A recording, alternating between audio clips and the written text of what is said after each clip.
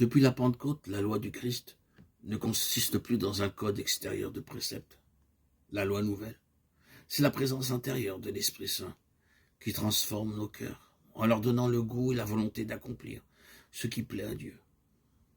Tu dois donc être très attentif aux inspirations, parfois très subtiles de l'Esprit Saint. Il faut beaucoup de discernement pour reconnaître dans une inspiration ce qui vient de toi, de ta nature, plus ou moins saine, ce qui peut venir aussi de Satan, qui est habile à se transformer en ange de lumière, et ce qui vient réellement de l'Esprit Saint.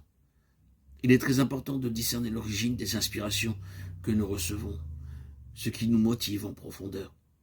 Un acte bon peut être vicié par une motivation impure.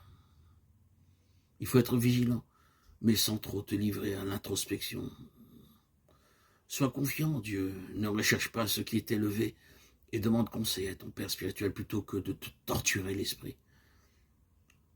Si tu pries avec une attention constante et si tu marches ainsi en présence de Dieu, tu sentiras comme d'instinct ce qui est en harmonie ou en dissonance avec l'Esprit de Dieu.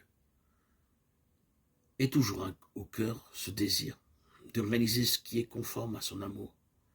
Et il t'éclairera. Aussi vrai que je vis, dit le Seigneur, je ne veux pas la mort du pécheur, mais qu'il se convertisse et qu'il vive. Ézéchiel 18, 23. Mon père spirituel m'a souvent dit que toute pensée en laquelle ne prédomine pas le calme et l'humilité n'est pas selon Dieu. Mais c'est manifestement une soi-disant bonne inspiration venant des esprits mauvais. Le Seigneur vient avec calme, mais tout ce qui est de l'ennemi s'accompagne de troubles et d'agitation. Et toujours, tu le remarqueras, souci de ta propre gloire. Quelquefois, les loups rapaces apparaissent, revêtus de peau de brebis. Telle ou telle pensée te semble inoffensive et pieuse. Alors, fruit, vous le reconnaîtrez. Le fruit de l'esprit, c'est la paix, l'humilité, l'amour, la confiance. Le fruit de l'ennemi, c'est le trouble, l'enflure. Tu te sens divisé en toi-même et alors monte en toi ce terrible dégoût de la vie, qui est la laine du diable. Avant d'entreprendre une action ou une œuvre importante, selon le conseil de l'Évangile, assieds-toi et demande au Seigneur son esprit.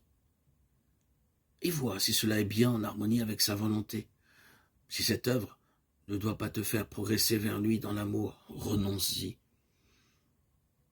Il faut tout faire avec discernement.